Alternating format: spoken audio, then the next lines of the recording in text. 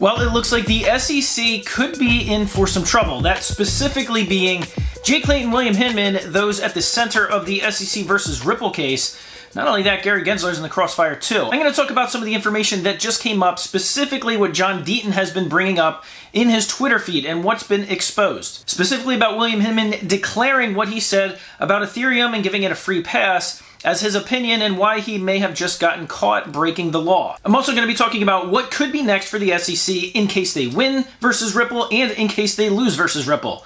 And neither case is good for Ethereum. And discussing this information, I'm actually going to be going over what John Deaton's Twitter feed looks like, because he just released a 25-tweet explanation or tirade about Jay Clayton's new article that he just published in the Wall Street Journal. That's right, Jay Clayton, the one who brought this lawsuit versus Ripple on his last day in office, is now a mainstream media opinion taker and now publisher in the Wall Street Journal. I'm going to tell you what he said and why John Deaton completely tore it to shreds. And I'm also going to discuss an outlook for 2022 regarding XRP, some of its price movements, and what it could look like. FXStreet did an amazing job recapping 2021 and giving its own outlook for 2022. I'm going to be talking about what they have upcoming in terms of some technical analysis, some pricing predictions that you're going to want to watch, and some interesting information about what some institutional buyers and whales have been doing with XRP. Also, Bob Rass, who is the co-creator of Sologenic, tweeted out that this coming week, or hopefully within a week, we'll be hearing some information about the new exchanges that are going to be listing Sologenic. That's some big, big news. Hey everyone, my name is Randy and welcome back to the Late Night Grind. And right now on this channel, I'm covering the Ripple versus the SEC case, as well as other cryptocurrency news, investment markets, and personal finance. So if any or all those topics interest you,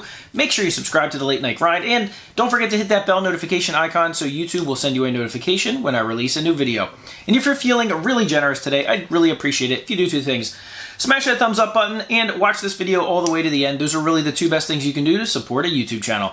So with that, let's jump into it. I'm going to combine kind of a bunch of different points and topics into really two segments. So the first part, I'm going to talk about what John Deaton's Twitter feed has been laying out and absolutely obliterating William Hinman as well as Jay Clayton, the two former SEC chairs that brought this case against Ripple. So John Deaton went ahead and tweeted out what he called a whistleblower alert, in which he said maybe William Hinman should have gotten some legal advice before he signed a document claiming that what he said about Ethereum was only his opinion. Because it looks like, according to Title 5 of the SEC Code, of the SEC Conduct Code, that promoting outside parties in order for private gain while sitting as an SEC chair is in fact illegal. So, if William Hinman's opinion on Ethereum and whether it was or wasn't a security and giving them the free pass doesn't qualify as private gain, then I don't know what is. Because as we all know, he was being paid millions, literally tens of millions of dollars from his former employer regarding some of the information, some of the investments they were making specifically into Bitcoin and Ethereum. So right now the SEC is painting itself into a deep dark corner because what they're trying to do is claim that William Hinman's position on Ethereum is in fact SEC guidance. That gives them a little bit of leverage, an upper hand to go against Ripple by saying, well, there was clarity in the market at the time. But if it comes out that this was just William Hinman's opinion, well, then they're in fact losing some of the leverage against Ripple. But not only that, William Hinman might be having to lawyer up in the near future. If there's too much information, which, spoiler alert, there is, that there is information that shows that the Ethereum free pass speech given by William Hinman was in fact not the opinion of William Hinman, then it looks like there's a major conflict of interest that they'll have to deal with. But if the SEC wants to pursue the route that that position of Ethereum getting a free pass was in fact William Hinman's opinion, well, then they're basically throwing William Hinman under the bus. And that's a whole nother story in and of itself. And the other party involved in this, Jay Clayton, has not escaped John Deaton's Twitter feed. In fact, it's gotten even worse. So Jay Clayton, who was the SEC chairman at the time, who actually signed off on this lawsuit against Ripple on his last day in office, is now a mainstream media correspondent, opinion giver, and now author in the Wall Street Journal. Well, he recently published an article that talks about how America can be saved by blockchain and how it's really a race against the Chinese Communist Party and other countries to become the dominant country in blockchain innovation. This is an interesting stance, being that he sued one of the biggest innovators in all of blockchain technology on his last day in office. So I think John Deaton took exception to it, because I will link in the description below. You can go see John Deaton's Twitter feed.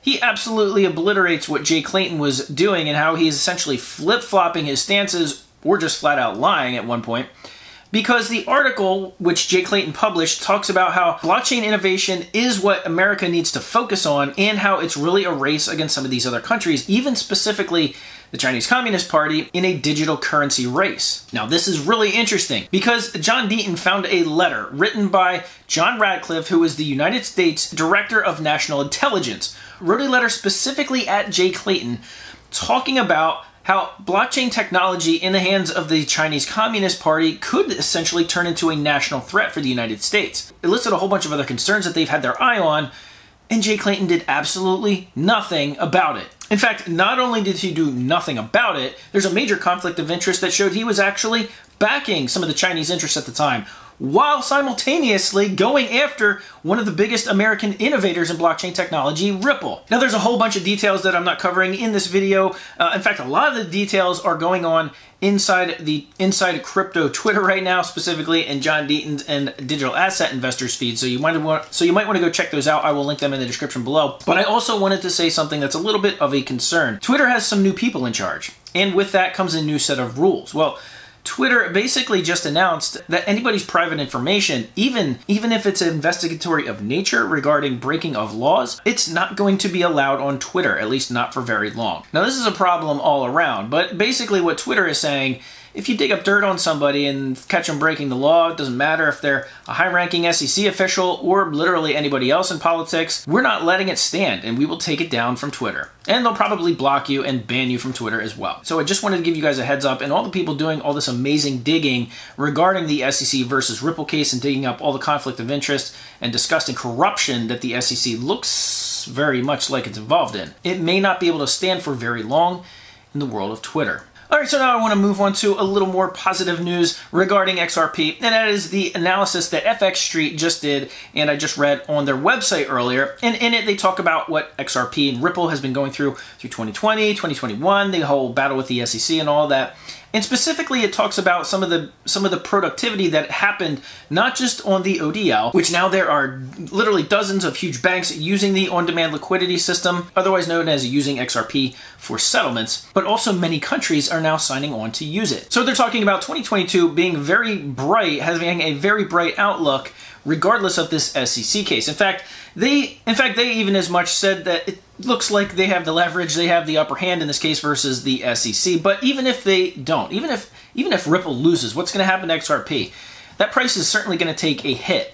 But according to their analysis, that might be short-lived, and there could be a big bullish sign even after that. Ripple and XRP may not have as much exposure and as much business from the Western world, but from the rest of the outside world, they certainly will. And as I've pointed out on this channel a couple of times, the usage of the ODL has been absolutely spiking recently, especially the last couple of months. In fact, it's up over 300% since the beginning of the year. And it seems like weekly now there is massive amounts of XRP being shipped to exchanges as investors, as people buying XRP, and institutional investors and big whale holders are continuing to buy up more and more XRP. So some on-chain analysis that I saw was talking about the whales, specifically those wallets that hold anywhere from 1 million to 10 million XRP tokens, have increased the amount of XRP that they're holding by 18% just this year. So even regarding all the SEC stuff, all of the other stuff that's going on, all the price suppression, whales are now showing that they believe that 2022 could be a very big year for XRP. One of the analysis was doing a 3 to 4 year, essentially a long-term outlook of XRP, basically from 2018 up through 2022. And there's some interesting price points. According to them, and just strictly their chart analysis, the SEC case notwithstanding, it's looking like they would have a conservative estimate of $3.82 as a price target for at some point in 2022. Now, at one point this year, that would have been like, oh, well, that's it. But that's actually a massive gain over where it stands right now, which is approximately 80 cents. But they said that's a conservative estimate. That's almost the worst case scenario. Their bullish estimates are much, much bigger than that. And personally, I'm assuming that some of this revolves around getting clarity in the case against the SEC coming out with a win. But if that happens, some of their chart analysis shows they actually have a price target of $34 per XRP at some point in 2022. Definitely going to be something that I'm going to be keeping an eye on. So if you want to be sure to keep an eye on those prices as well as the rest of the story, make sure you subscribe to Late Night Grind. And one final note I wanted to talk about regarding this analysis of XRP. They aren't the only ones saying this. I've actually seen some other, I'll call them speculators, talking about it.